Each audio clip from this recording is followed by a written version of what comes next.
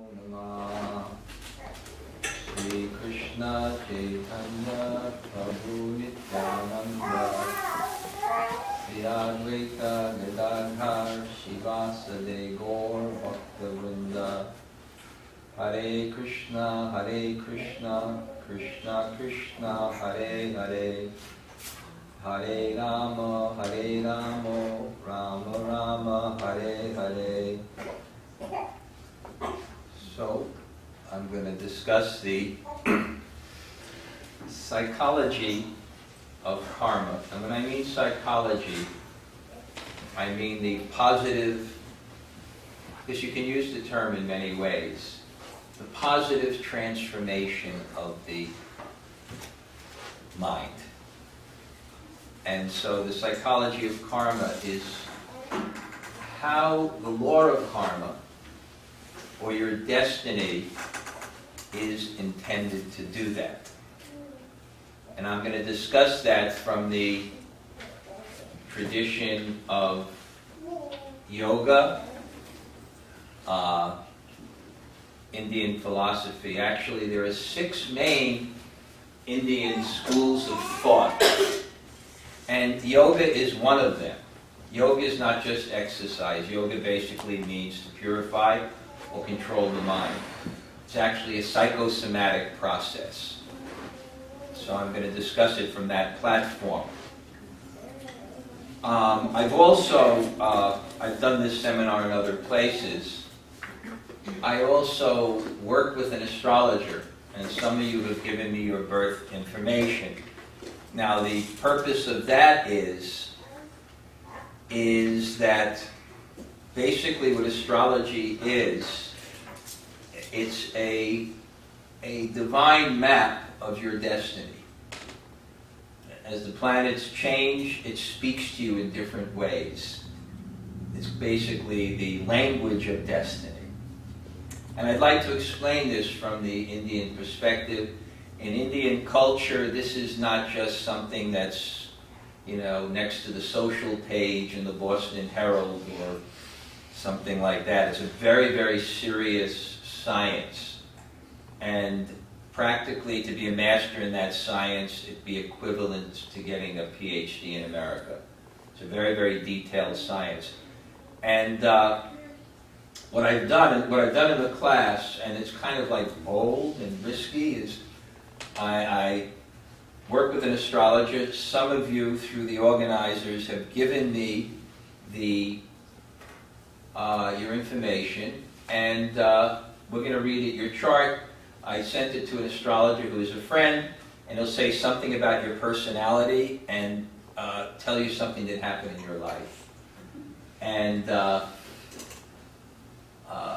the idea would be is that at your birth, there is a certain destiny. And there's a certain force that's moving the world to give you your karma or your fate. And that it's a science. And therefore, all this astrologer has is the information at your birth.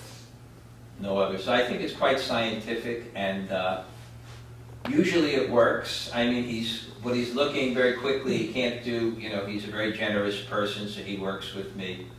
I send him something. So it's usually quite startling.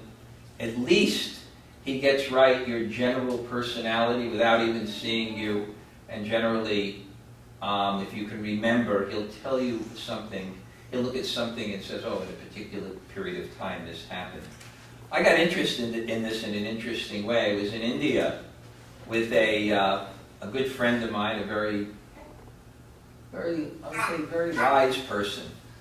And he was going to an astrologer, a South Indian Brahmin, and he was telling me about it. And then I had another friend who was the head of a spiritual organization, or he was actually going to be anointed at the head of a spiritual organization on that year. And it was kind of a spiritual organization, a little bit democratic, so he had like a 1-year term as head. So he said, he heard from this other person who was also his friend, and he said, let me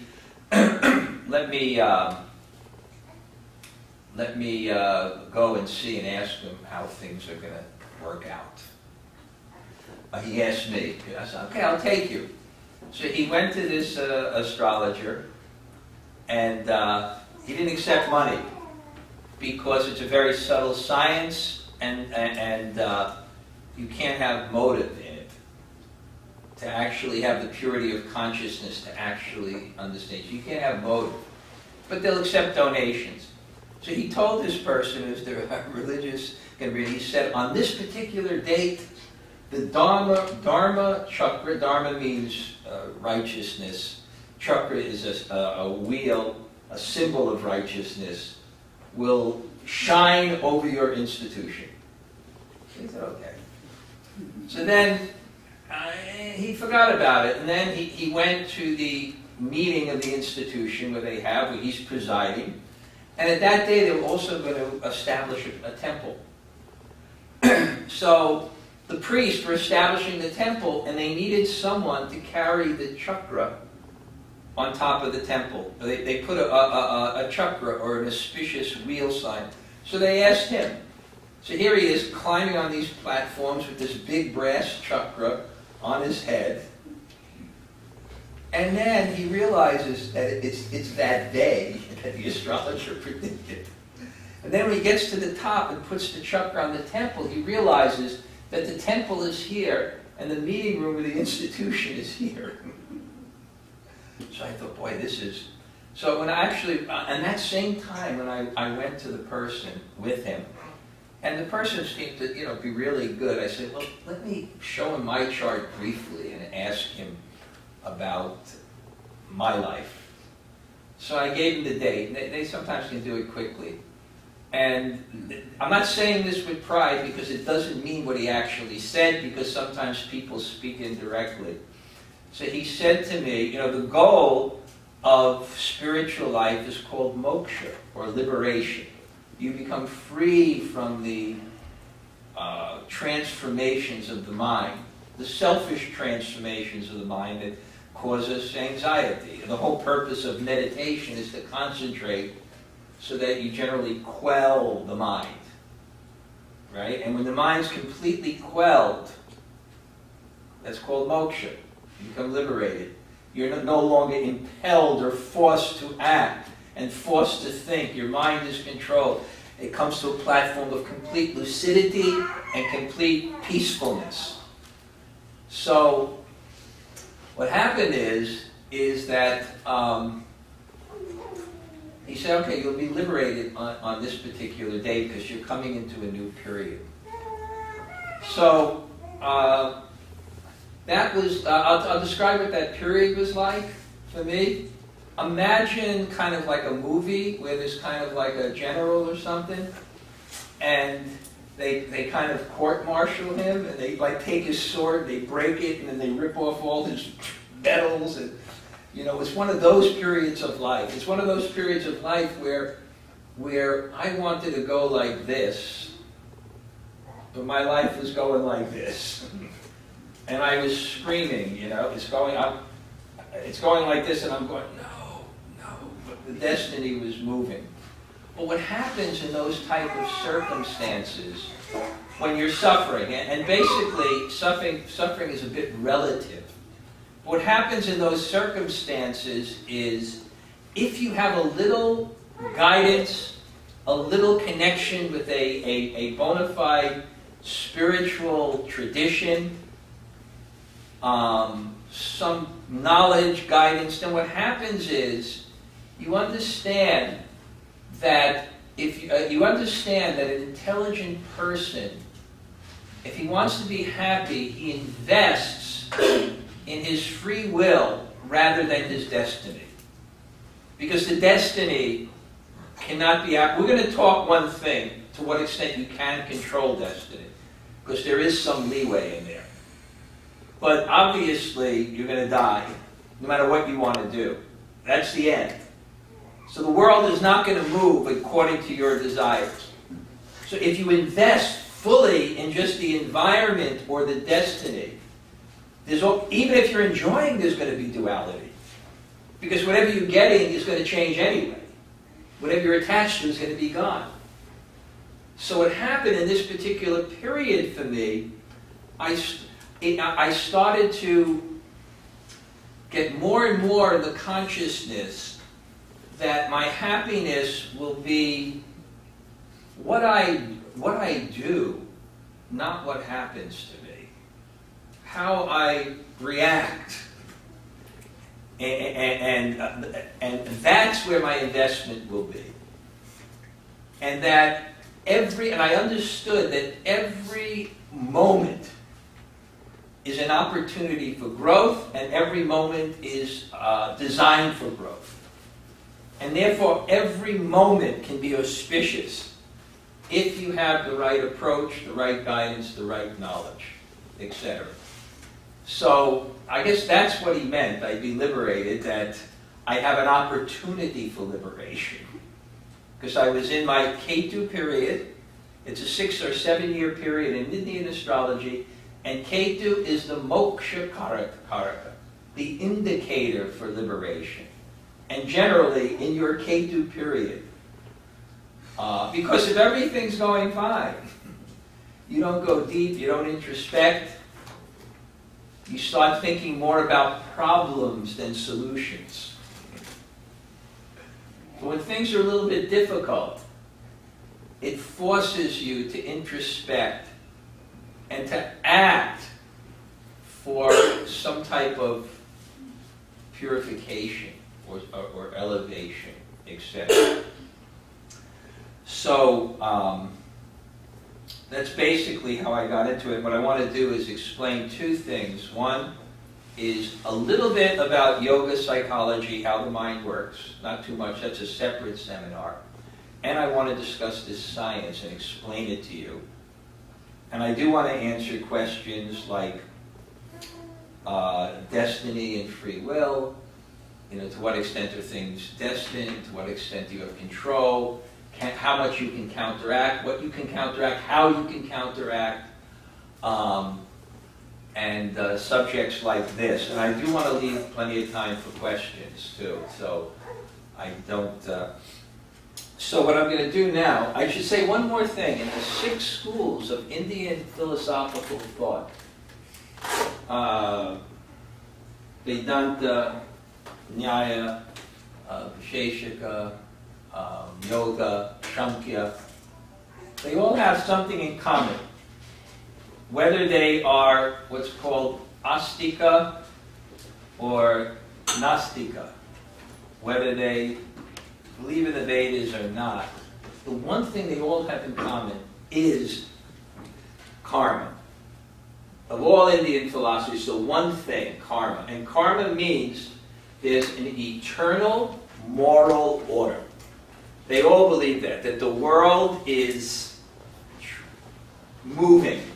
I actually, in the morning, I was reading from some of my own texts in our tradition. And it was a famous story that happened where the person was the engineer of the universe. In Indian thought, there's a supreme God, but there are other gods.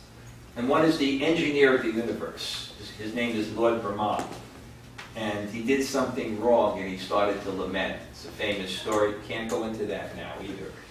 But the commentary, which is translated from the Sanskrit, says, the purpose of the entire creation is to rectify the living entity's tendency for egoism. And therefore, the particular punishment given for sinful activity, or the destiny, is specifically designed to curtail the mentality that produced that activity. And I'm going to explain this. I think it'll become very, very clear. So now I have to open up a computer, and generally when this happens, I got a new computer. I'm going to suffer from getting a PC instead of a Mac.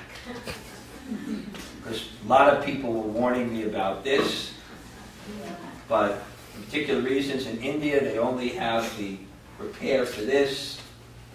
So I got this, and generally what happens, as soon as I do this, it freezes. Okay, so now here's my risky part. I'm going to have to now find that, because the astrologer is so nice, you know, he sent me this at the last moment here. about 8 people here gave me their thing. And,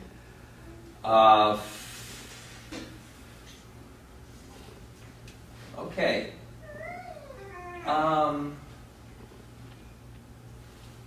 Who is, I should say one thing about astrologers, when they give you information, they're also very careful what they give you because they know your personality.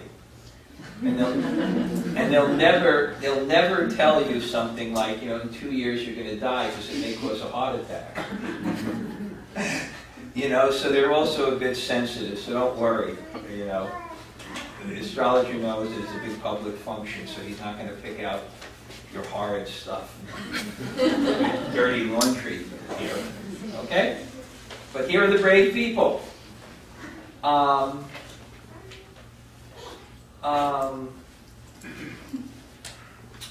Thomas Lindley. Who is he? Is he here? Not here. He gave the information. Okay? No? Okay. Does anybody know Thomas? Yeah, I do. You do? Yeah, he's not here. Okay. Thomas usually makes commitments and doesn't come. No. No.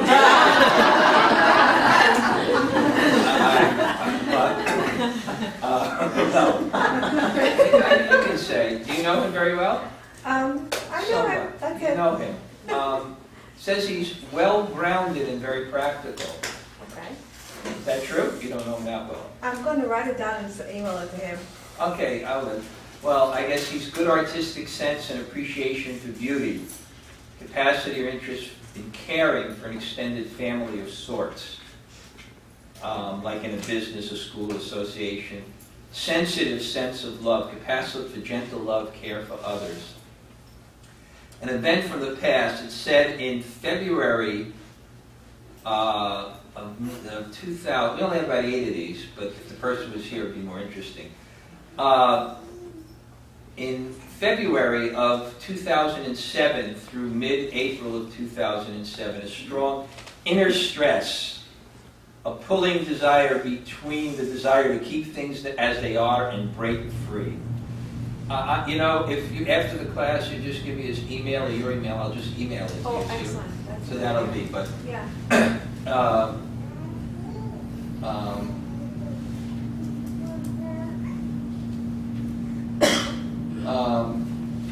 Thomas, is he here? Thomas. Francis? Thomas Francis? Okay. What? Thomas Francis Kavanaugh. Kavanaugh, okay. Usually it's only an intimate thing about 7 or 8 people, but so I hope it's well, it said one thing is you like to travel and experience new things, not one to sit at home. Is that true or not sure? Well, I just moved back from California. I went to Saudi Arabia. Yeah, well, it says you have that tendency, restlessness, wanting to travel and experience new things. Deep interest in the subtle or mysteries of life. Quite active, perpetually seeking mind, always wanting to go further.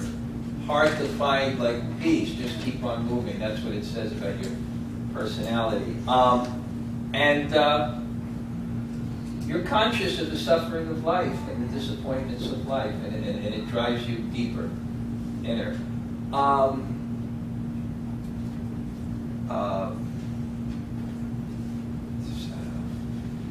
How did that fit with you? Yeah, my psychiatrist would agree 100%. What's that? I didn't hear, what did you say? I said my psychiatrist would agree 100%. Well, so, hey, so what this does here is, you see, all he had is your information at birth. You understand? So there's a certain character set. Now, it said, since last fall of 2007 through July of this year, extra boost of steadiness of mind, strong sense of being solidly situated in his path of life, excellent time for deeper relations, friends, and society, progressive time of both self-reorganization and helping others, to solidify and organize their affairs. So it said since last year, that was some boost there. That makes resonate? I think there's a lag. Yeah. Okay. Okay. Mark? Who's Mark? Yes. Hey, Mark. You know, just from your smile, I can see the chart is right. It says warmth of being. Excellent intuition. Tendency to soak up or feel the thoughts, feelings of those around him. You seem to be giving good shakes. People can't see you with the head, but Yes, that's very good. I'm getting some good things. Just want you lively. Okay. Creative, with courage or strength to move forward and accomplish things. Keen interest in justice. Greatly dislikes the underdog getting walked over. That's true. That's true, isn't it? Okay, you're not a Republican. No.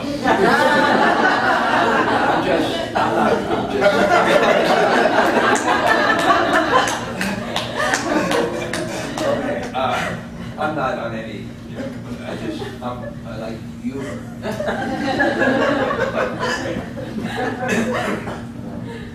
Okay, well, he really, I'm surprised how much the astrologer got into this and spent so much time.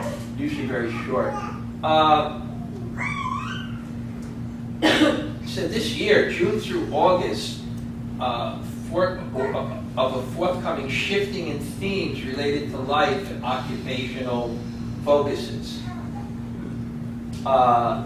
Seems that more involved with the values of others, such as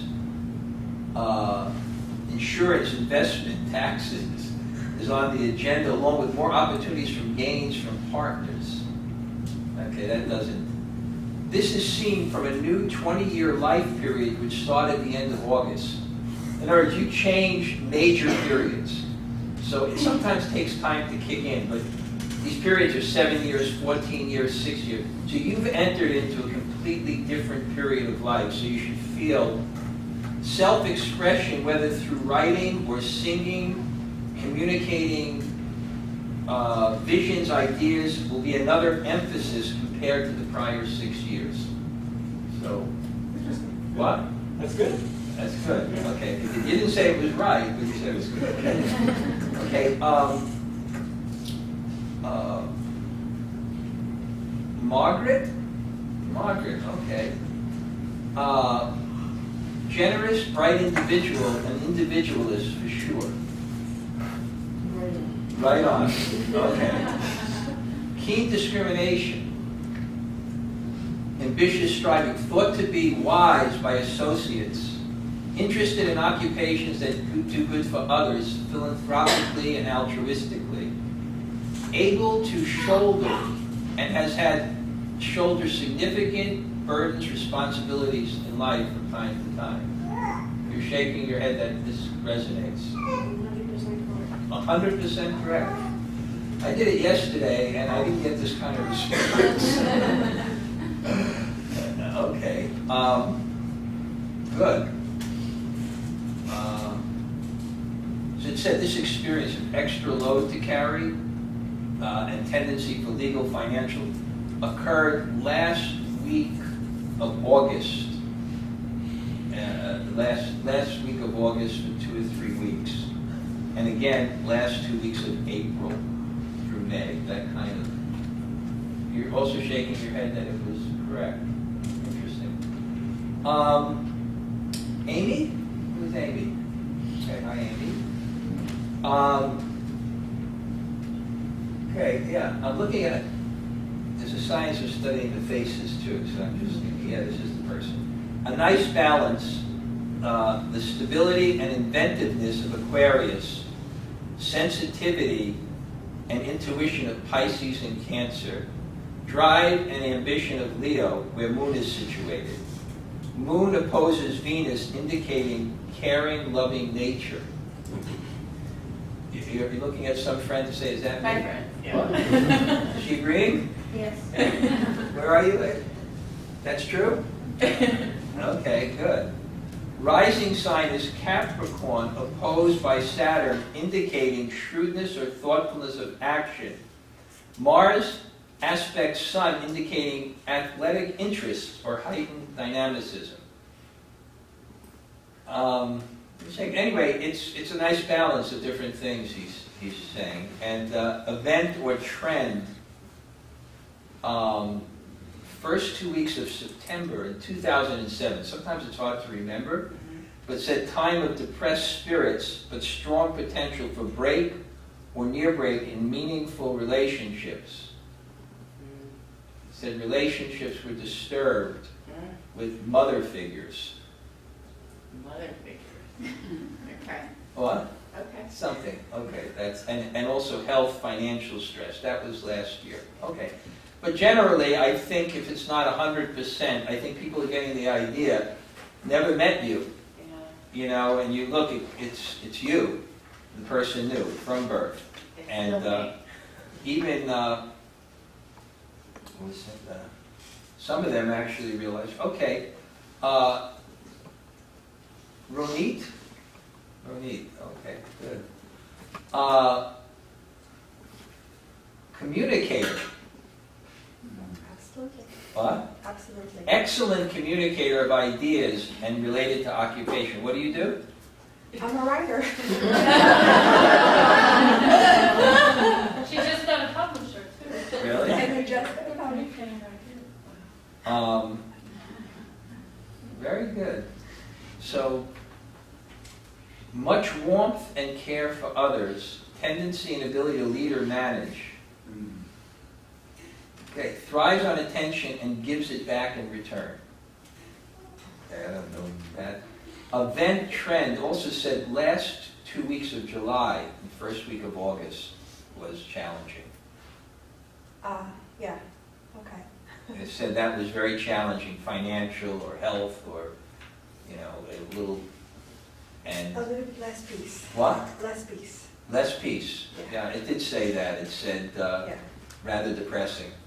Well, I don't know exactly okay. to say that. Yeah, but less peace. And also some not favorable relationships with people, women sometimes, in that period. And you were feeling also people were being cold and insensitive at that time. That was the influence there. Okay, so far it's been pretty good, right? And do this sometimes, you know, it doesn't. Okay, Liz, are you here? Okay, Liz. Okay. You also have above average community. This is your. He's the only person here who knows me, so he can verify. Okay, you ready? Well, but the thing, sometimes that's not good because when we develop relationships, we tend to focus on one thing of the person, but that's okay. It said also above average communication skills. You feel that way, okay? I would say so. What? I would say so. And also excellent at multitasking, several skills and talents, active, energized mind. Oh, this is good. Heightened creativity. Okay. Some potential there for occasionally disturbed relationships sometimes with those people. You're also shaking. And one example of that was in July of 2002. That's right? That's right. Yeah, that was intense feelings of loneliness and like that type of thing. That's correct, right? Yes. Okay, shoot. This is,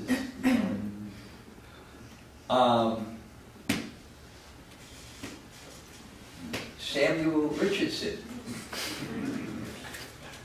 Okay, well, I know you, so they could say that this was, you know, it's not an exact, I didn't interfere with this, but an exact scientific experiment, they may say, well, you know, the guy was here.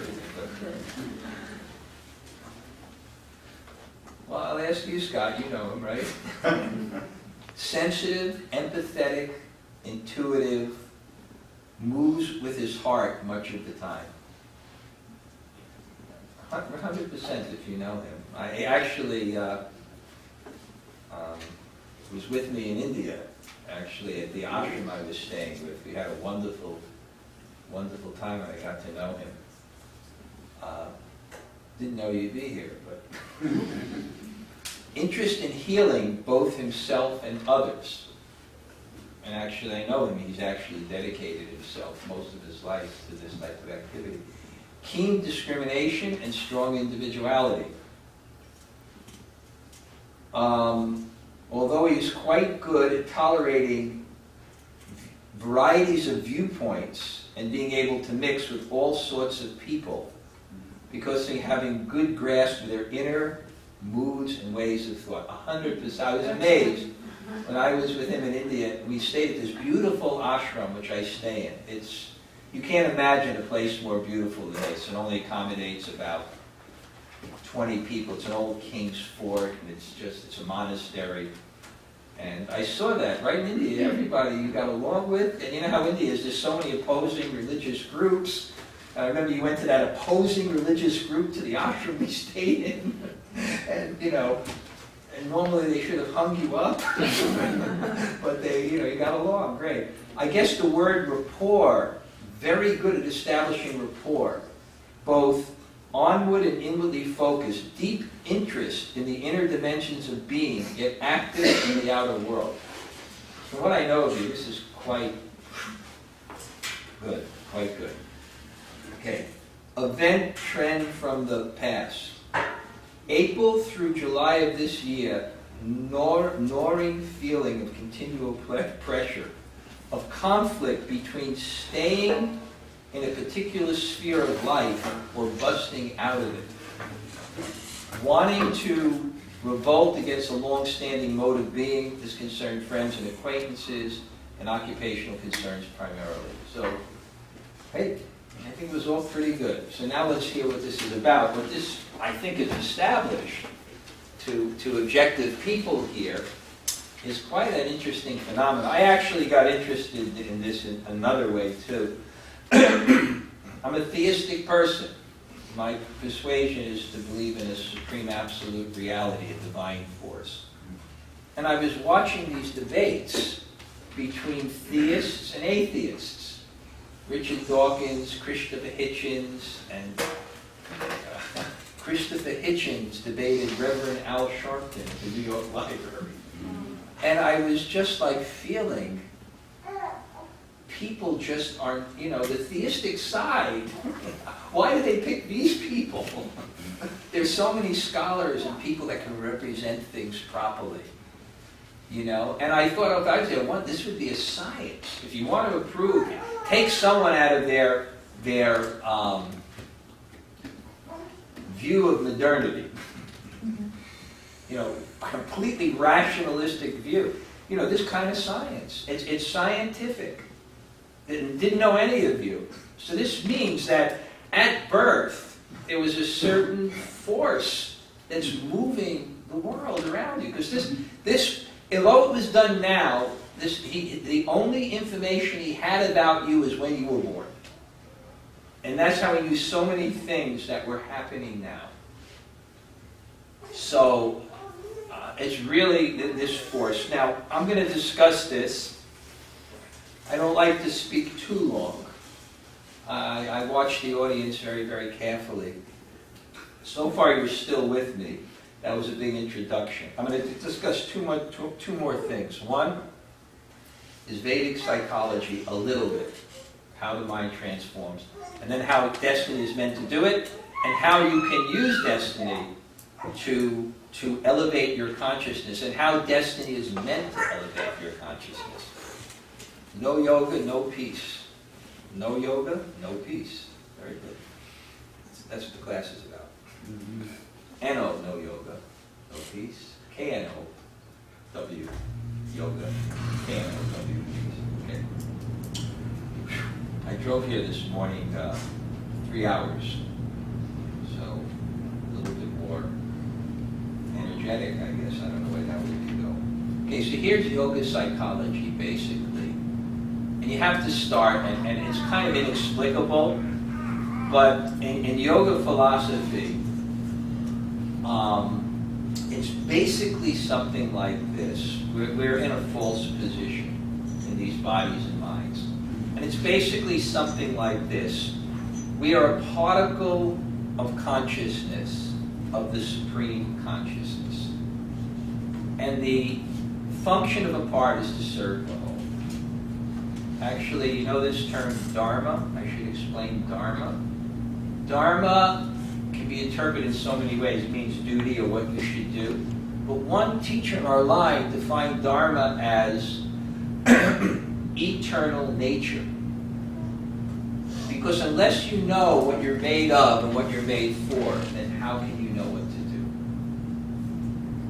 do? You see? So basically, it explains it something like this. This particle of consciousness, which is meant to experience love, devotion, peace and happiness. There's one other thing, there's one other verse that's important here. Nityo nityanam, chaitanas chaitananam, eko bahunam yog dadatikam. There's one supreme eternal, and there's nityo nityanam. There's one supreme eternal, there's also many eternals, souls. There's one supreme living force, there's many living forces. Eko bahunam yogita. And that one is to satisfy the many. So the basic concept is when this particle of consciousness,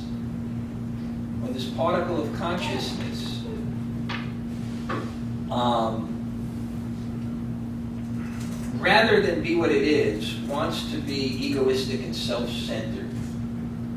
It's satisfied, the supreme consciousness satisfies that desire by reflecting its consciousness on this internal, internal body and external body. It's something like a child who wants the moon. He can't have the moon by his nature, but the mother gives him a pot. And then he sees the moon. And he thinks he has the moon. And then when the water moves, then he thinks that the moon is moving. So it's basically something like that. That our consciousness is reflected on this body, which means the internal and external body, because we have the mind and the physical body. It's reflected on that to satisfy this desire for egoism. But this egoism can never satisfy us. Why? Because it's against our nature. Peacefulness is when there's congruence between what you are and what you're doing. And when it's not aligned, there's anxiety. Therefore, my teacher said something, and someone said, what's the difference between a human being and an animal? And he said, a human being can ask the question, why I am suffering. Why is that so significant? When you ask the question, why I am suffering, then the next question you ask, what did I do wrong? Because suffering's going against nature. So what did I do wrong? Then the next question is, what should I be doing? And then the next question is, who am I? Because what you do is based on who you are. So you see, suffering leads to that alignment. It's moving. So this whole egoistic, self-centered consciousness, which we're functioning in, is antithetical to our nature and a cause of suffering. In other words, it's just like a child. He's in a very secure family, and he wants to go away from the family. So he gets his freedom, but he's not happy because it's against his nature and his situation. So having that's how we hear. So then there's what's called the chitta. The chitta means the mind in Sanskrit. But the mind has different functions. There's thoughts of identity. That's called ahankara. There's thoughts of emotion and desires. That's called manas, or the mind. It's all in the mind. There's thoughts of cognition and discrimination. That's called the buddhi. And so this works in that way. And basically, it's generally, without any interference, working to satisfy that egoism. To put yourself in the center, to put yourself as the controller and the enjoyer, and it's really not satisfying. So what yoga means, well, I should explain one other thought. I'd like to give a separate class on this, but I need to explain just a few things here. So what yoga basically means is, it's like a child goes to an amusement park and they have these concave mirrors, and the child looks and he sees he's very grotesque and he gets scared. You see, because it's not reflecting his true self. So it's like that when your consciousness is reflected on the body and you get this self-centered egoism, it's not your true self, and it's not ultimately satisfying. So what yoga basically means, and these thoughts of the desires and the emotions, the thoughts of identity, and even our thoughts of cognition, they're all supporting this false conception of the self. So basically what yoga means, yoga chitta vritti nirodha, is these vrittis or thoughts, they're to be quelled. And the way it's done in yoga, a psychosomatic process, is you concentrate on one thing. It's like a strategy. By concentrating on one thing, then the other things will subside. And when it's fully subsided, a very wonderful thing happens. The chitta, or the mind, it's no longer distorted, it's no longer covered, it reflects the true self, like a mirror. The mirror is covered with dust, you can't see who you are. When the mirror is clean, when the selfish thoughts are subsided, it reflects the true consciousness. And that's yoga. Yoga is not the exercises are meant to help you do that. It reflects the self. Reflects the true self. And that's what yoga is. You can actually see yourself. In our tradition, we do a lot of mantra chanting. And there's a famous verse, Cheto, Darpana, Marjana. Cheto refers to the chitta, or the mind. Darpana means it's like a mirror. Cheto, Darpana, Marjana means it's clean. So spiritual process cleans the mind, and you can see yourself as a pure soul, loving soul, who's satisfied in service and devotion to God and others, which is our nature, and we become satisfied in that way. And until we become to that point, we'll never be satisfied, as long as our mind's uncontrolled and we're responding. One other topic, because it can, of this yoga psychology I'll explain, but it's infinite. There's also something called samskars, and it's very, very interesting. Whatever you do in this body and respond to creates an imprint in the consciousness. And that imprint forms your nature and then forces you to respond to the world. And it builds up unlimited over a lifetime, just like this computer. And then I'm going to get to what karma is. I'm sorry I give such a long background, but it's important. Just like this computer, it has a hard drive, right? And that hard drive has unlimited information, right? Unlimited, how it was programmed. So we're programmed, and those imprints are there, but they're not coming up. You may not even recognize what they are, but they've been put in there, and it's stored, unlimited. When it comes up on the screen, that's when they come into the mind. That's called vritti. Yoga means to stop the vritti, because what happens is, if you stop when the mundane thoughts come up, the science of the mind is that they will subside. They'll get less. And if you feed them, they'll get more. I'll give you an example, computers. Right? Here, all of a sudden, you get computers, and then you go online for the first time, you surf the web, oh, information. And what happens is, it creates a strong desire for that. And then what happens is, no matter where you are, as soon as the computer turns on, whether you have important things to do in life or not, you're surfing the web. You're surfing the web. And it's increasing that desires. And when they become a cluster of desires, it's called an addiction. And then you're forced to act on that. This is yoga psychology. In fact, that's why in Alcoholics Anonymous, which is a very good system for curing addiction, why even someone who's 20 years dry still says he's an addict. Because he understands, it may not come from the Vedas, the psychology, that somehow or other, this life or the past, he had a strong cluster of desire for intoxication. And it was so powerful in there that even though he stopped it and it's subsiding, he's respecting the fact that it's there and strong. So it's a very, very important point in your life. What you put in, it'll create. And there's a whole thing of putting in good impressions in the soul, too, in the consciousness. Too. So what basically, what karma is meant to root out the egoism and the selfish desires. In other words, that's this force that's moving. And if you understand the force and how it's moving from the Vedas, then you'll know how to use your destiny to elevate and purify your consciousness and come to the point of yoga. It's all meant that way.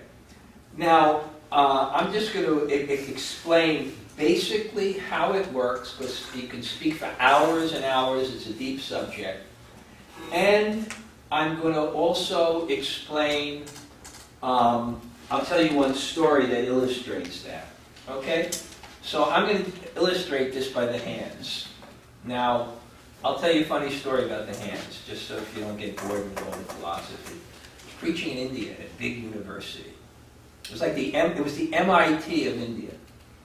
And somehow the news people came. And in the lecture I joked, because I'm going to explain things by hands. And I'm not Italian, but it's almost like Italian. If you stop my hands from moving, I can't speak. So I'm going to explain it by the hands. So I said, I'm going to use, and I joked, I said, I'm going to use the ancient science of Brooklyn hand language.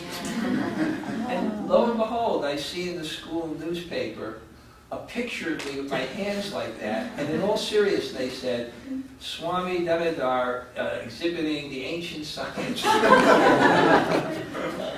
So, okay, here it is. But you'll see how good it is. It's more effective than PowerPoint presentations. That's Leela Vrindavan. I did the chart of her daughter, Chintamani, and she's an incredibly special soul. I was amazed at the chart. It had Pharisee, but it had Venus exalted in the 9th house of it was the most auspicious house, so Mother is taking good care of it. She's doing the program.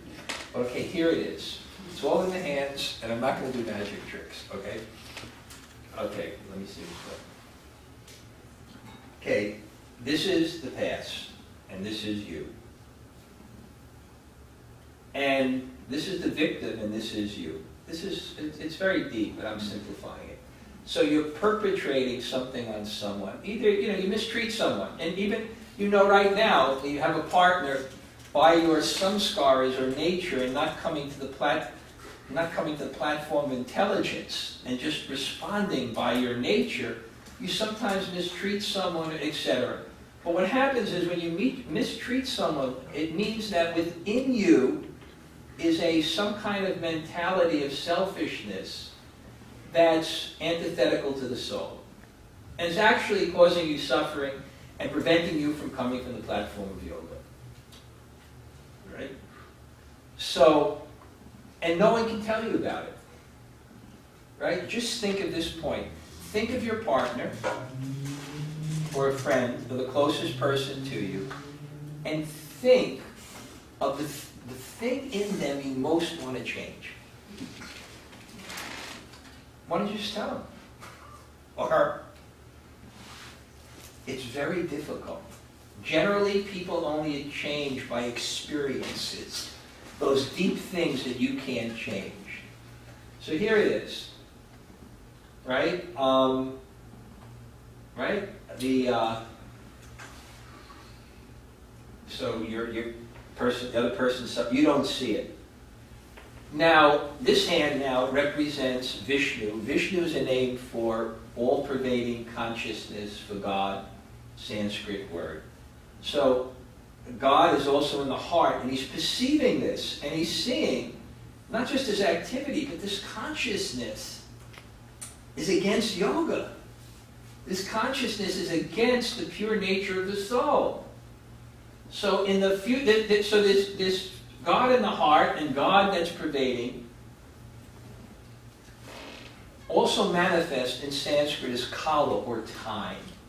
So in time, what happens is this person who has done this is now the victim of this. You see? But this was also in him.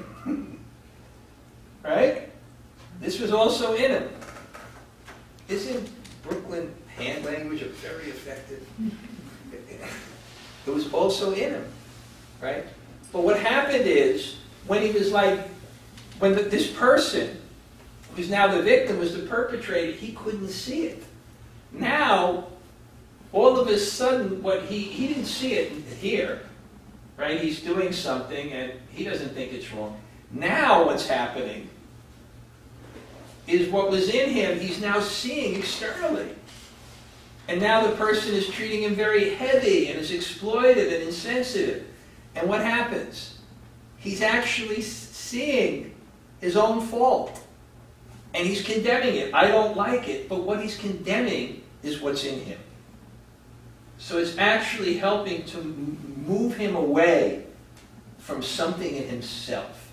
Now another thing happens, right? Because this is suffering. Whatever the circumstance is, it's very subtle. Now what's happening here also is generally what happens when you get into difficulty, you seek counsel or guidance. You can't understand it. Why is this happening to me? So basically what happens is you start to consult, basically, with people with traditions of knowledge. You're suffering. This is suffering. Okay? And therefore, what a person who actually knows the science of destiny is actually a language. He can read the language. He'll tell you what's happening to you, what it means in terms of you, and how you should react to get the fruit of realization that that particular activity is giving. See, and therefore everyone's life is equally auspicious in the sense it's talking to you. Your life is talking to you what you need. And therefore, sometimes a person who's suffering more may be, in one sense, more lucky because he may be getting the realizations that elevate his consciousness. See, even if you're like this and you're rich and you're powerful and this helps you to go further and further, but it's still against the nature of the soul. So you're still not satisfied and happy, and that has to come out. Now I'm going to I try to make it simple, one story that illustrates this point of how you should respond to your destiny. Okay? And then after that, we'll see how many more of the subjects we want, and we can have questions. But I do definitely want to discuss about how fixed it is, how, destiny, can it be changed, etc. There's a lot of interesting stuff on that. So here's the story. How many of you here have heard of this great Indian epic called the Mahabharata? Okay. Many people have heard. This is the great history of India. It's bigger than the Iliad and Odyssey combined. Peter Brooks, a famous director, made a show about it. It's so popular in India that when they put this on television, they put it was on the same time as the Indian Parliament, and no one showed up at the Indian Parliament. So they had to change the time of the Indian Parliament. In India, when this was on television and I was there, it shut down. The country shut down. People would watch it. It's such an exciting story.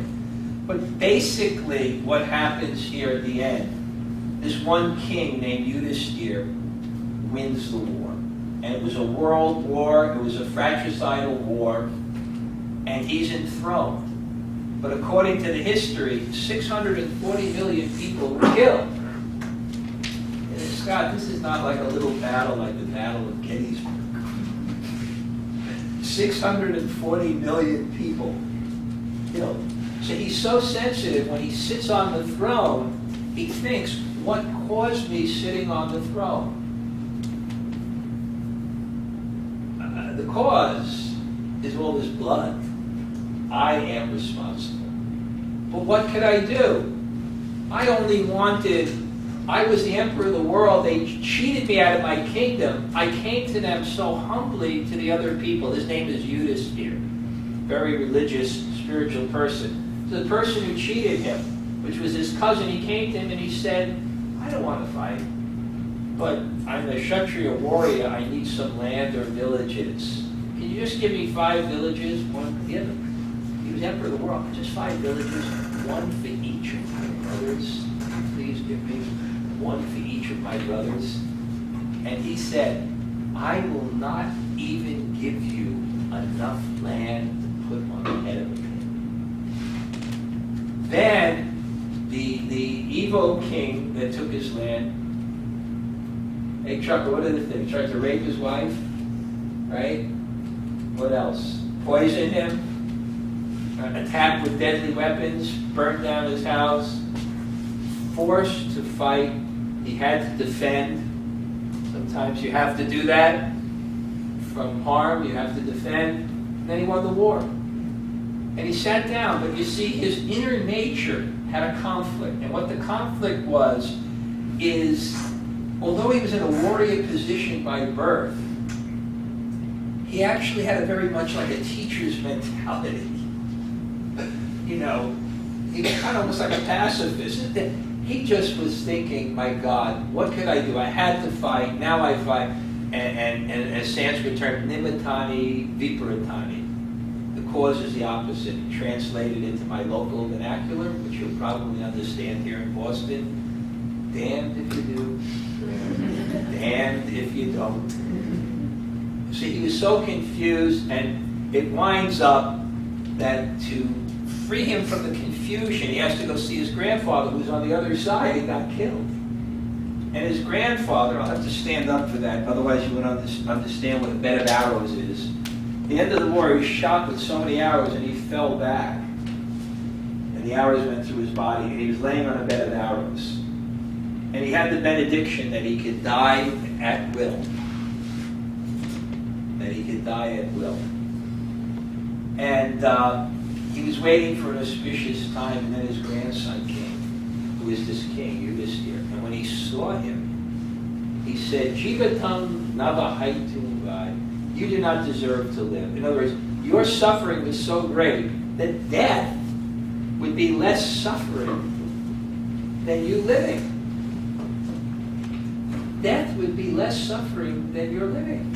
And this great Kshatriya who's lying on a battle of this bed of arrows and is so staunch, begins to cry and weep. And then he says something to him that's quite interesting. He says, for one who understands 3 things, there is no cause for despondency, no matter how trying things will be. See, he first explained in terms of destiny 2 things. He said destiny is 1, it's absolute, can't do anything about it. I tried to show that here. And it's good, it's working for your benefit. Can't understand that. It's inconceivable because your samskaras, your impressions that have to be purified, are unlimited and coming from so many lives, because this is reincarnation. And God has to create circumstances to give you realization. You'll never be able to connect it all. But he said if you do three things, there's no cause for despondency, no matter how trying circumstances are. He said, one, in all circumstances, worship God. And if force is coming, it's benevolent, bow down. Embrace your position. You're not the egoistic controller. You're a part of God. You're meant for service and love. You're not the controller. Bow down to His grace. Two, respond by dharma or principles of truth. And each circumstance requires a different one. Sometimes action, tolerance, charity, humility, etc. And the third thing is, you take the guidance of spiritual mentors. So I'll just explain these three things briefly. One thing is, what spiritual traditions are, in Sanskrit we call them Shastra, books of knowledge. What books of knowledge are a compendium of examples of destiny and what's the appropriate response to get the message that the divine is giving you to help you grow. So you're always struggling with that. How should I respond? It's to me two things. It's telling you the message that God is giving, the divine is giving, and how to extract that message by the appropriate response. So you have to respond in the appropriate way, and you have to not only respond in the appropriate way, you have to understand what's the appropriate way. And if you do, you'll get the fruit that destiny is meant to give you of growth and coming closer to the platform of yoga or purification of selflessness. Basically, material consciousness is selfishness and spiritual consciousness is selflessness. So you have to come to that point. Now, I'm going to show one other thing in relationship to this. We'll try a little experiment with all of you.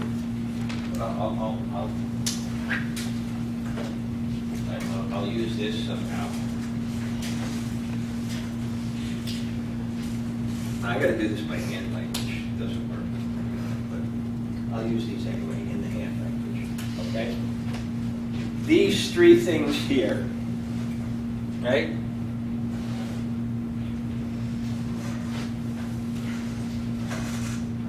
Okay. They represent, I put three things out, they represent years. Let's say 5-year periods. So what happens is, somehow it's not set up so I can do this. I'm going to do it this way. Okay? You can't see it. These are 5-year periods in your life, right? And this is you over here, right? Okay? And now we'll say that the divine is going to come and he's going to take you back 15 years. And then he's going to say, I have several choices for you. The first choice is, now these things represent something else. This represents the horrible relationships you had, that someone mistreated you, the bad health problems, this is the financial crisis, the American government, whatever. So, right? So God he's saying to you, I'm going to take you back. And now I'm going to give you a choice. The first choice is, I'll take away all these things. The depression, blue. I'm going to take away all these things. Financial crisis, red. The bad relationships, green, envy. I'm going to take them all away. And I'm going to let you live your life again without them. But when you get to that point again, when you will not have learned the lessons from them. You will not have grown from your experiences. Or the second choice is, I'll let you live it again, and I'll let you grow, I'll let you have those same experiences again. What is your choice? Would you rather have them removed, and with the removal of them, you live your life again, but you don't learn the lessons that they gave you? Or would you rather have them stay? Most people, somehow or other, say, I would rather have those experiences and what I learned from them. And what I'm trying to give you is some vision or some indication that destiny, despite all the suffering it gives, has an intent or purpose to make you grow. And if you understand that and understand how to respond to it through time-tested traditions, it will help you grow. Now here's another one. Now he says, hey, I'm going to do better than that. I brought you all the way back here. Why do I want to let you suffer all those things again? I'll let you go back with the experience and knowledge you had and go through those circumstances again. Would you rather have that? Someone would say, yes. But I'll do better than that. When you go through those experiences again, I'll send a mentor, a spiritual realized mentor who's learned it in the Shastra and the tradition, to guide you. You see, there's one famous book called Hito Pradesh. Hito Pradesh means, Upadesh means instructions, and Hito means instructions for your welfare.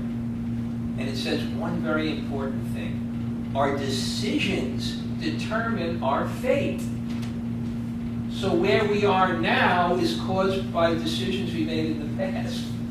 Where we will be in the future is determined by the decisions we make now. And there's two things that are required to make good decisions. Jnana, Sanskrit words, and Vairagya. Jnana means knowledge, and Vairagya means self-control. Without Jnana or knowledge, you can't understand what to do. And without Vairagya or self-control or discipline, you can't do it. So what spiritual traditions do is train you in these two things so that you can make appropriate decisions and therefore determine your fate. You can determine your fate. You can determine your future. It's a very, very interesting,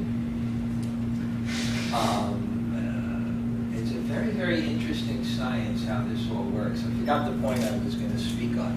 Now, there's a lot of, so much more information, but I already spoke for almost an hour and 10 minutes. What I'm going to do is, I'm going to stop for questions, and I'm sure that the rest of the things will be covered because there's just so much information. Obviously, I can't cover everything. But, and at one point I have to cover that yoga or a spiritual tradition is meant to counter karma.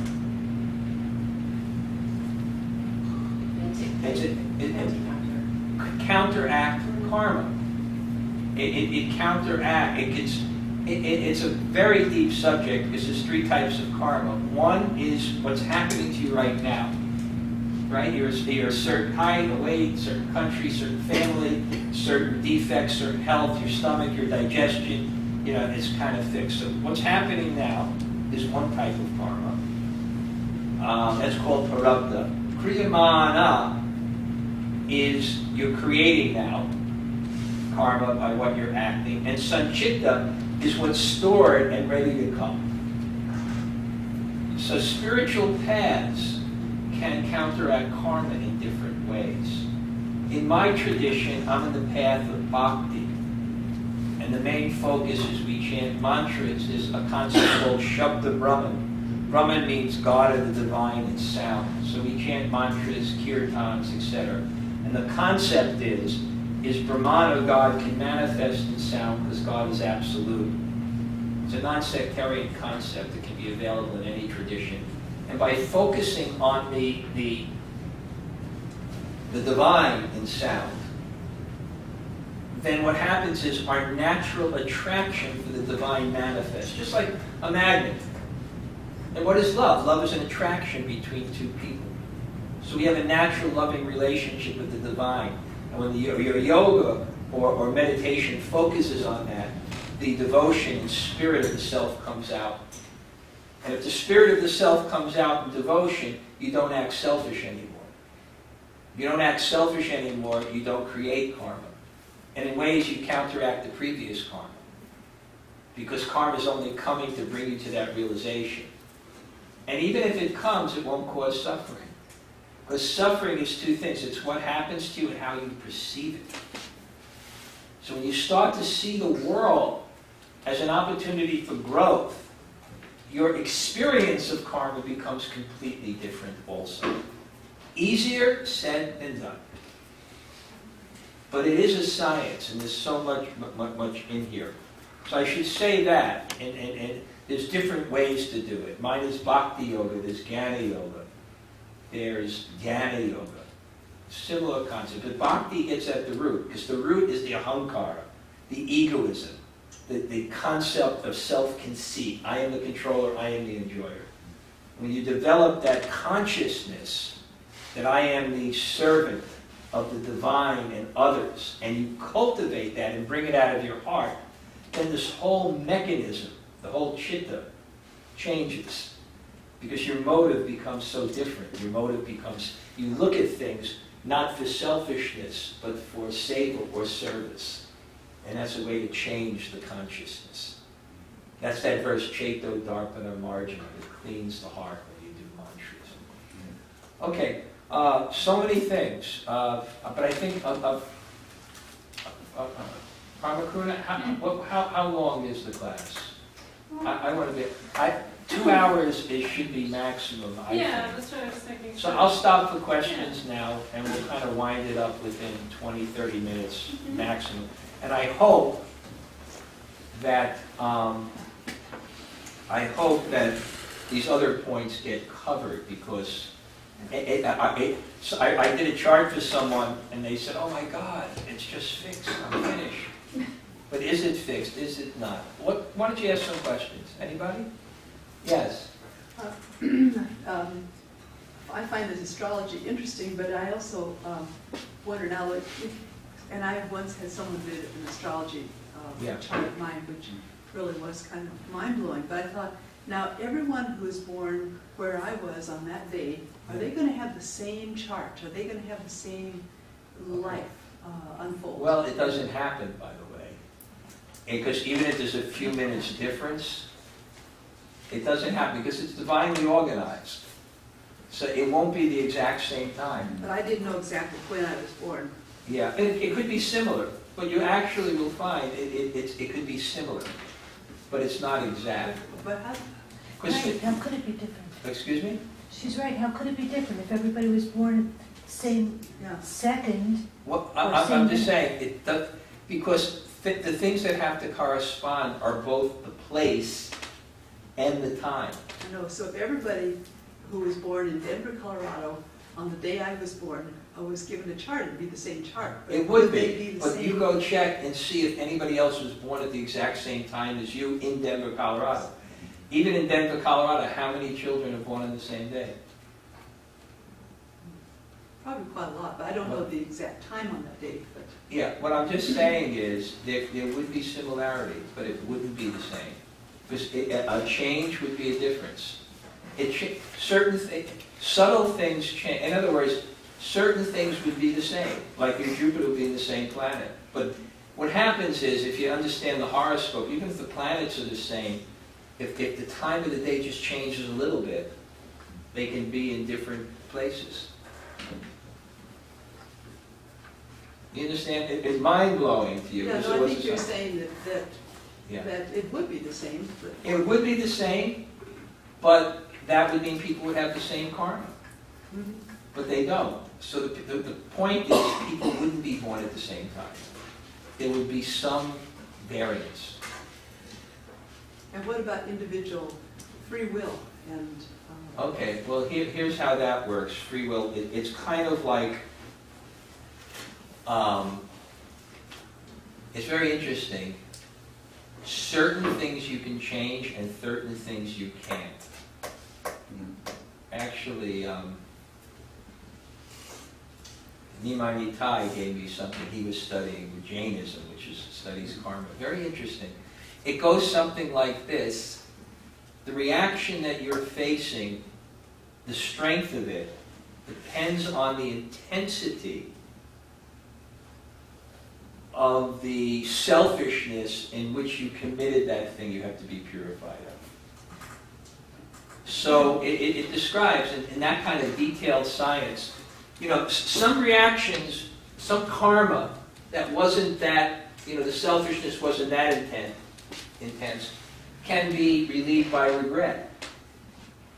Some which are more intense need apology.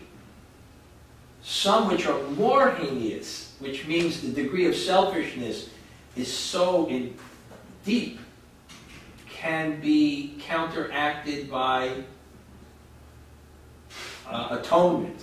Like, you know, if you want to counteract it, you have to do something, like fast for so many days, and some are just so intense that you just have to, the only way you can be purified is go through the suffering. There's one story that the person gave in that regard, in this text, scripture. It shows you the difference. 6 men walking in a forest, friends. They get hungry. Beautiful mango tree. Ask the first friend. They say, "Oh, we're hungry. Let's get some mango." Friend says, "Cut down the tree." The second friend says, "Chaitanya Bhagavad, I didn't see it. Why cut down the tree? Just rip off the branch."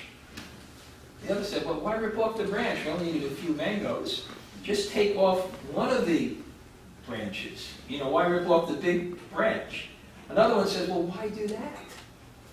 Just pick the mangoes." The other one says, "Well, why pick the mangoes? Just take the ones that are ripe." The other one says, "Well, why do that?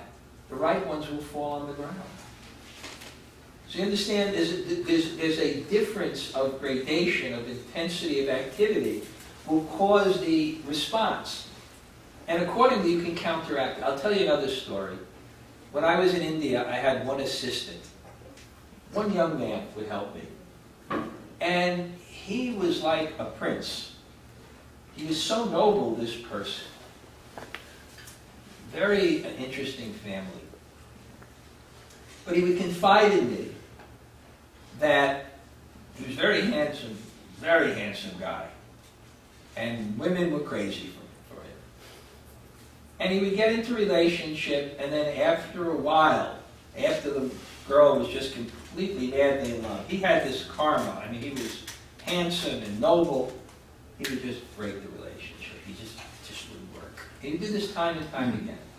Other thing is, somehow in India, although it's rare, his father, who was practically a governor of the state, divorced his mother when he was 5.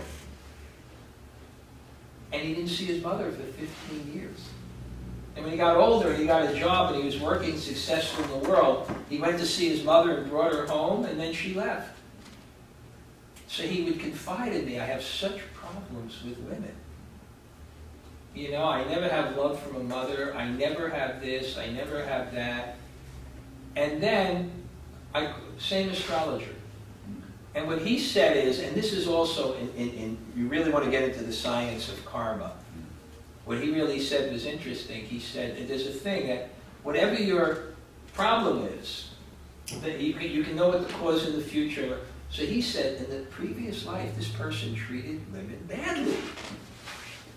Now he's getting his karmic reaction. Well, how can he help to counteract it?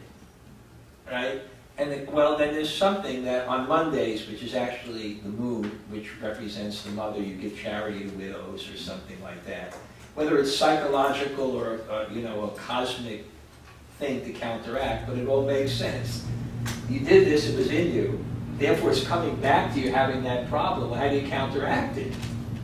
You got to make a conscious effort now to do that. Or someone who just can't learn very well. Hey, he mistreated his teachers. So now he has to like respect teachers and sacred books. So you know, it's kind of that kind of continuum. But the real point is that mentality. And the tradition that I am, we don't get into the details. Just get into the core thing. Really develop a process that opens your heart and develops devotion and purity so that you can become a selfless soul and worship the divine and help others. You know, because the mechanism, that'll bring you towards the purity. Any other questions? Yeah. Go ahead. Yes. First, I want to thank you for the talk because it's been wonderful, very enlightening, and I could relate to much of what you said, and I found it very useful. Having been brought up by atheists and finding that an untenable stance. You have said what? Having been brought up myself by atheists. By atheists. And finding that an untenable stance. Yeah. I always find myself caught between following the truth of what you say and seeing it. Yeah. And then also there's a part of me that still wonders why one has to be so absolute about what one does know. For example, Yeah. karma makes sense to me in the sense that we have guilt. What we do is going to influence the next thing. Yeah. We're going to suffer a Groundhog Day, and we learn from our mistakes. Yeah.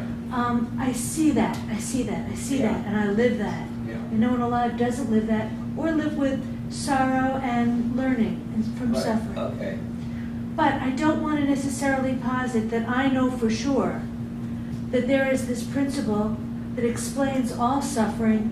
Yeah. And if one calls to mind something like Shakespeare's King Lear, Yeah. where the idea is that you really don't know. When you say you know, Yeah. you could be in error, because you could be implying then that, oh well, take everyone in concentration camps. Yeah. Well, if we're going to posit that we know everything Yeah. here, we're going to be saying, well, either they did something bad in a previous Yeah. life, Yeah. which is what the Buddha would have said, Yeah.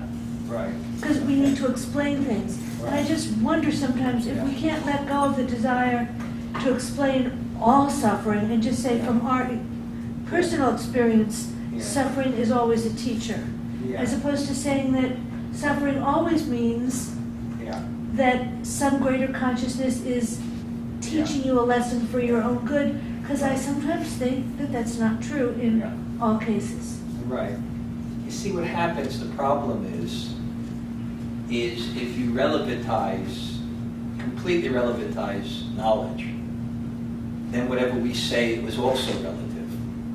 And then there's absolutely no communication.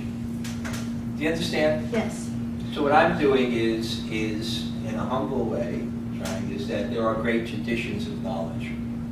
And I'm presenting it from the yoga Indian tradition of knowledge.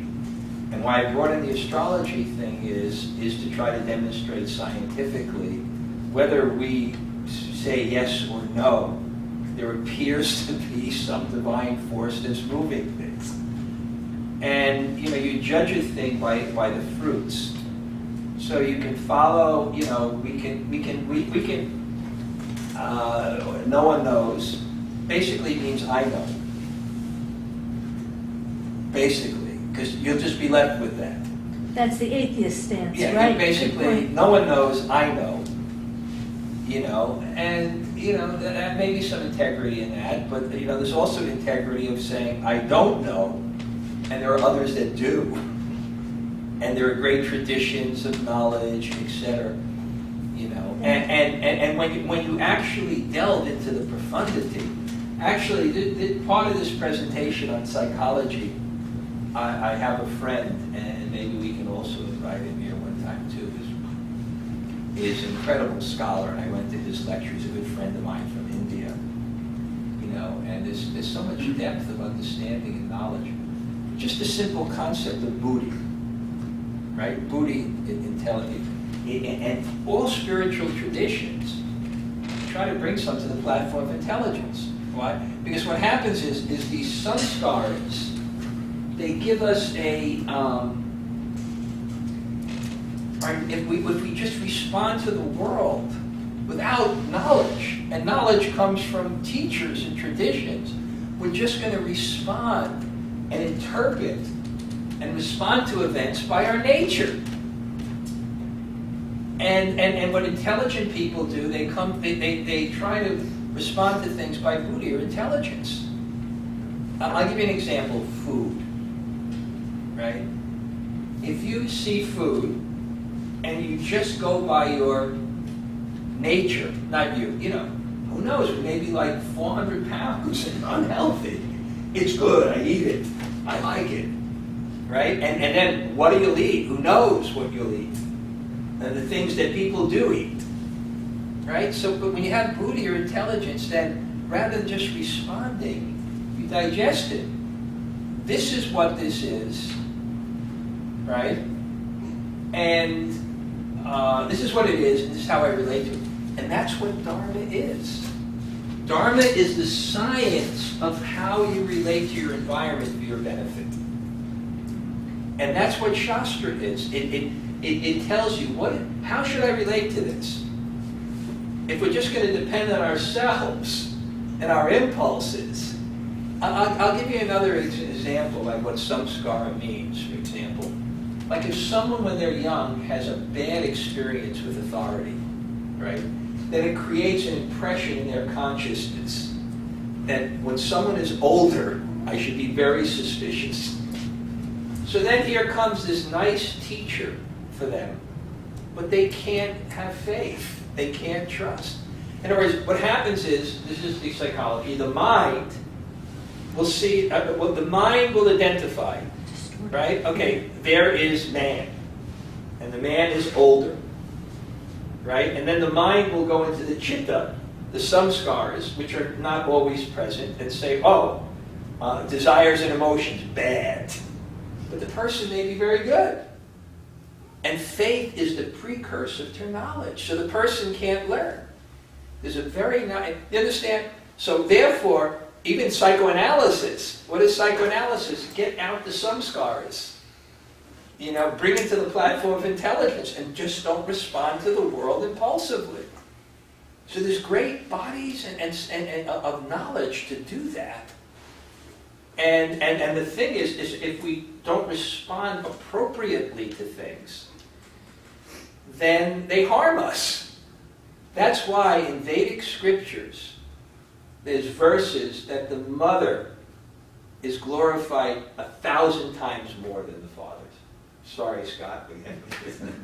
But because when the child is young, the intelligence, the buddhi part, the thoughts of cognition and knowledge are not developed. Right? So when the child responds to the world, so many things can come in and create impressions. So the mother has to protect the child. At the same time, as he gets older, help the child to digest things.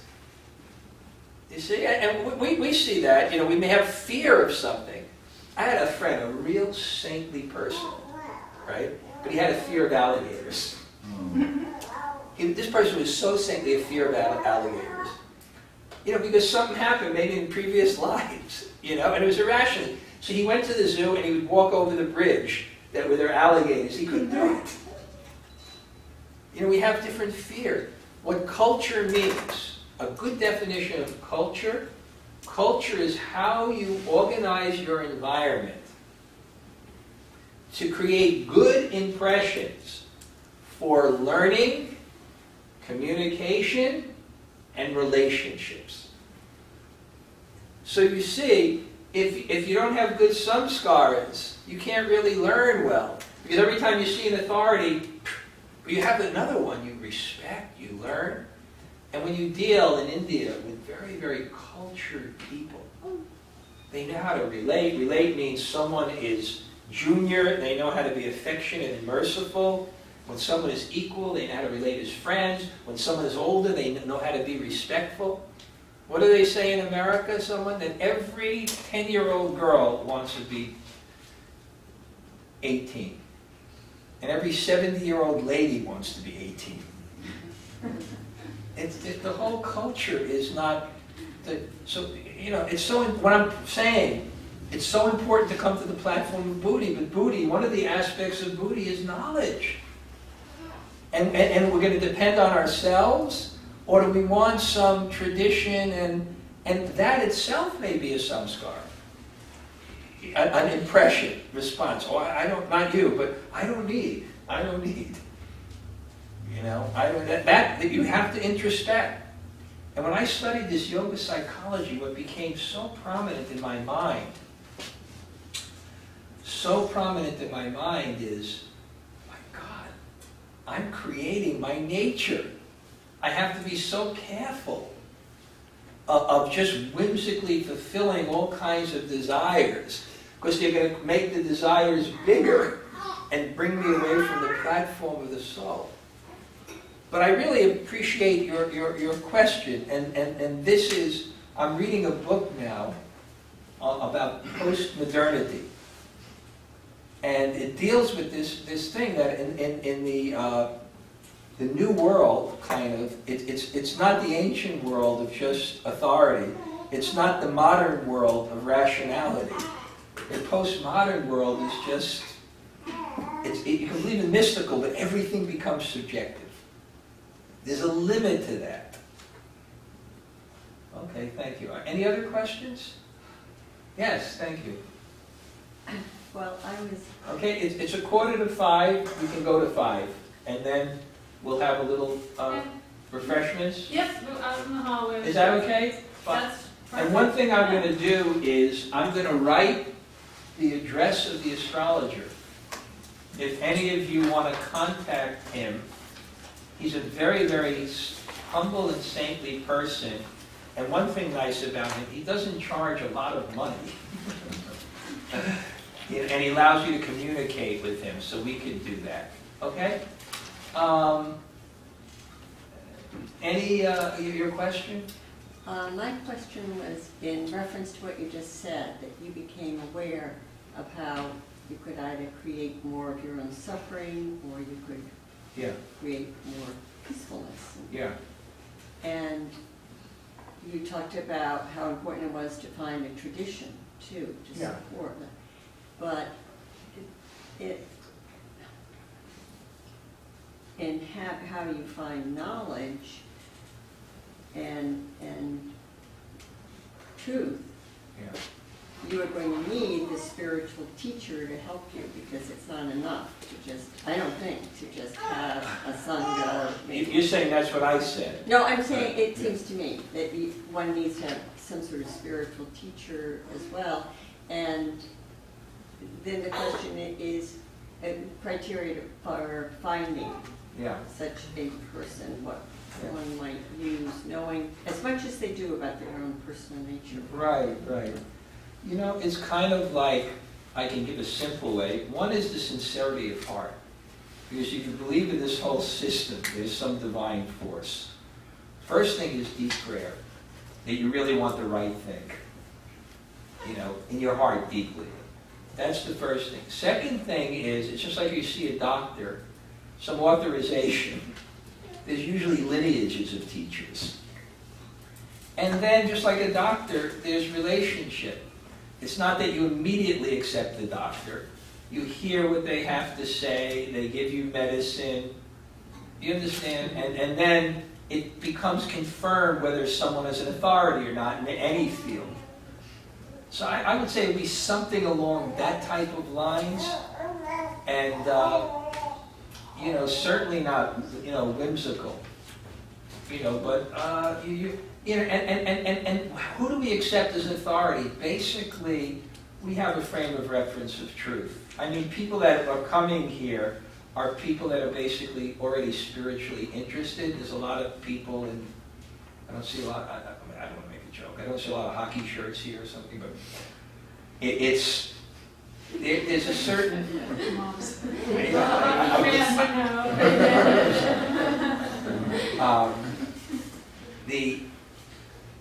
you have a certain kind of frame of reference.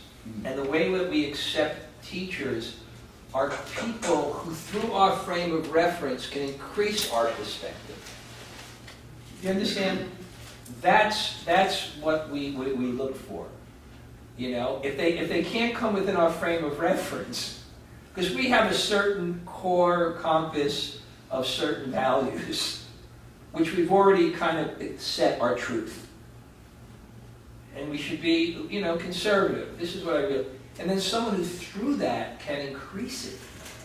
Then it's a natural relationship because we want knowledge, we want understanding. So it becomes natural in that way. Does that make sense? When I was in India and I wanted to go to some ashrams, Yeah.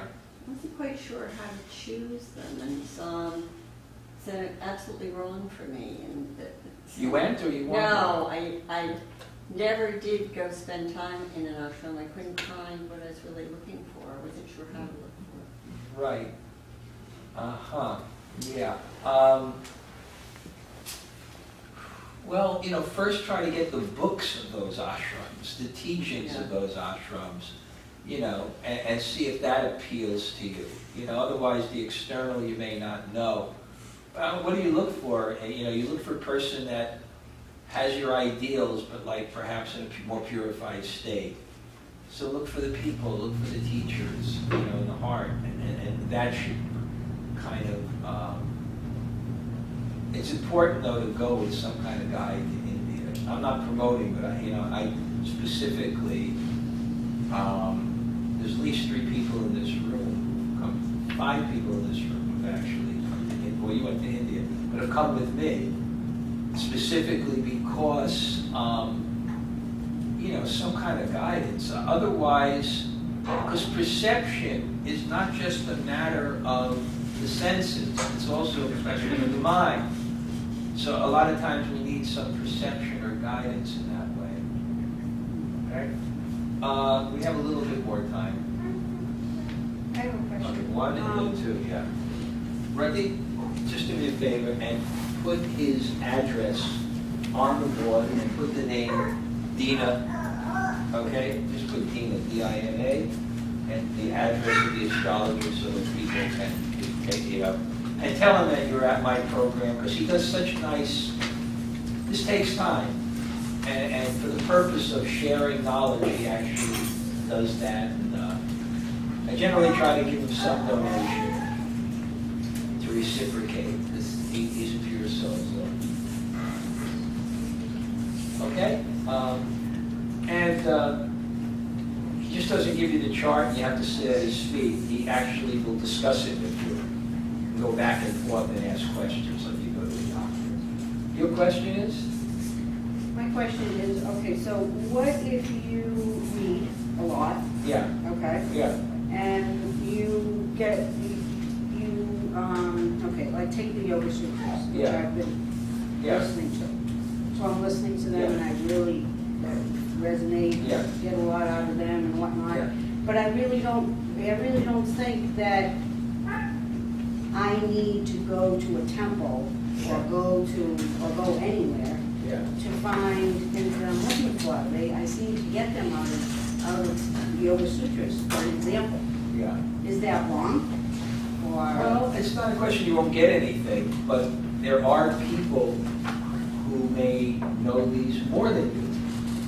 And then when you go to a teacher, and especially when they come in a tradition of teachers. For example, this person that I went to the class, you know, he studied these books, that he's practiced them, because it's not just theoretical knowledge, it's realized knowledge.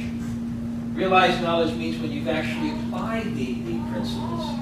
For example, one thing is you're not the body. Someone says, you're not the body, right? But someone can say, I get to understand I'm not the body, and then someone steps on my toe and like, hey, you know, so am I seeing that, right? Or, you know, so you may read that, you know, sex life is not the goal of life.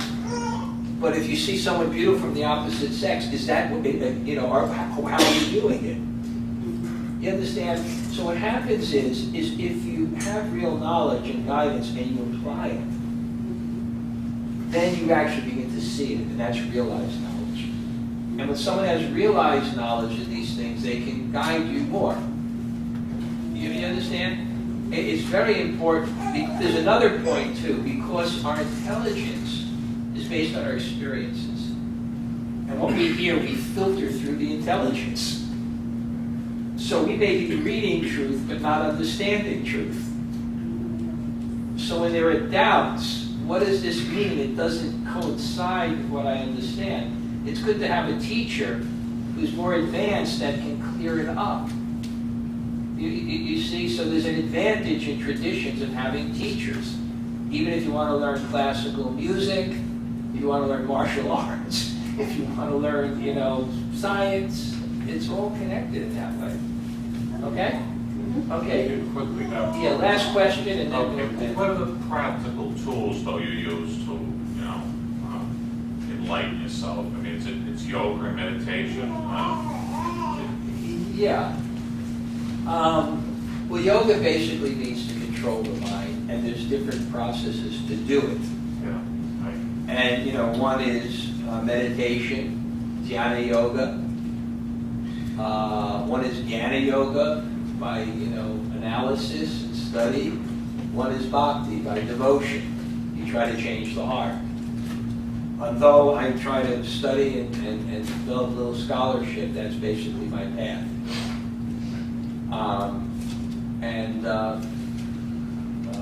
I do it by mantra meditation, and it's not the purpose of this particular class to present my tradition, but in my particular tradition, it's based on mantra and names of the divine that are repeated and focused on, and it invokes devotion in the heart. But the goal is, so there are different... Requires a lot of focus and concentration. There's different types of paths. Okay. You see, because if you develop a concept that I am a part of God and meant for His service, then you can act in the world and spiritualize things. Even the things you're doing, your work, there's ways to look at your work in a spiritual way. And there's different practices for different levels of purification. You know what I'm saying? There's perhaps I don't know anything about. Is this your center? Or you help with this center? Yeah. I don't know what functions are here, but if there's teachings. We have a calendar of events out in the front that everyone can see. The owner of this place, Chip Hartranft, did a translation and commentary on the Yoga Sutras. Okay.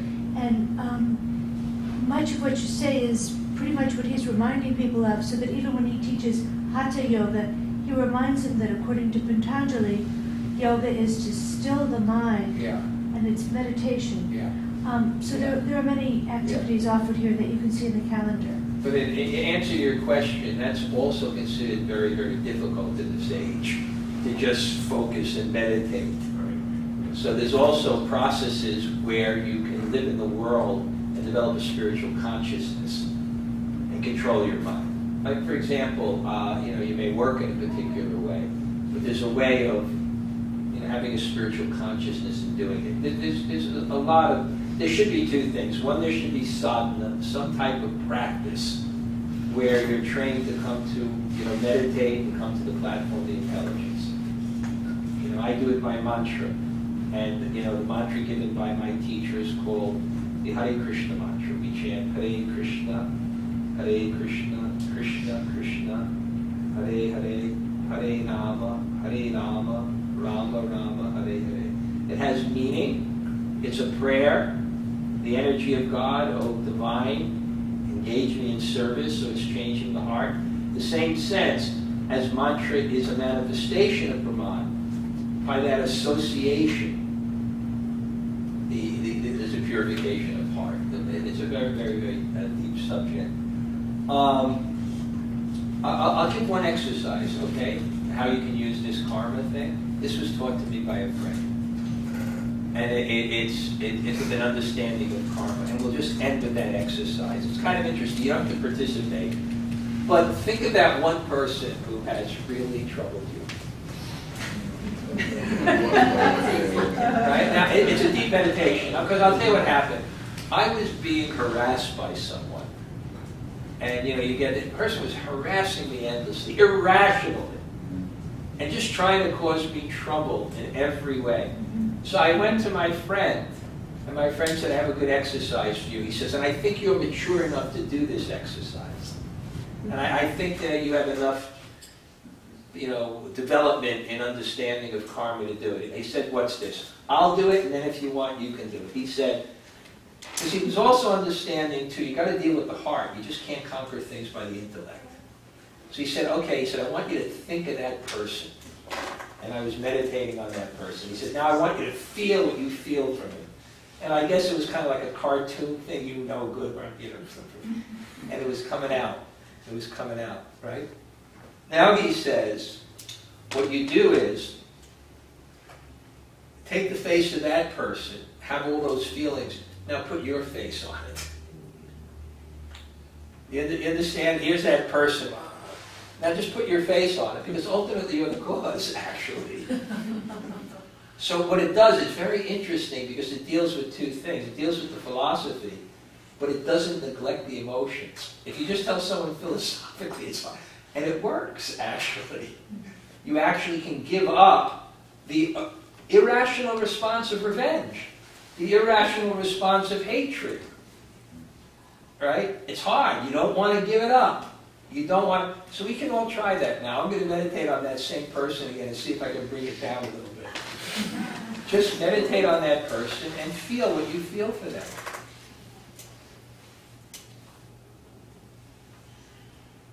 Really feel it deeply, the kind of emotions that come out of your samskars and chitta for that person.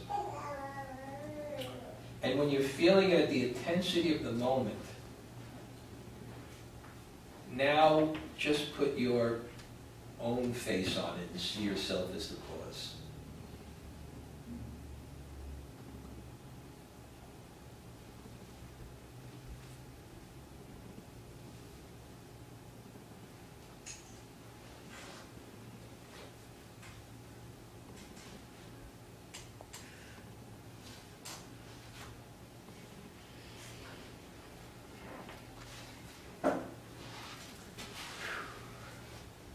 I don't know what these people did to you, but it's a deep meditation. But what I would say is, psychology, the response is of revenge and hate will just create more revenge and hate. It'll make you a hateful, revengeful person, and it'll increase and increase.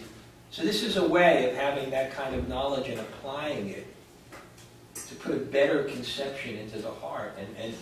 And again, they're all coming out. And what yoga is, really, just concentrate on one thing, and then these things subside. But you can do that in anything, even when you're working. If you know what you're doing, you know the proper things, just the other thoughts subside. Anyway, it's all about transformation of consciousness, and this is one way. One other thing here I can just announce, too, is I wrote a book about my meditations and life as a sadhu in India. I think I only have about 6 copies. So, Rati, you have them? Ekchakra. What? Ekchakra. Ekchakra, you have them?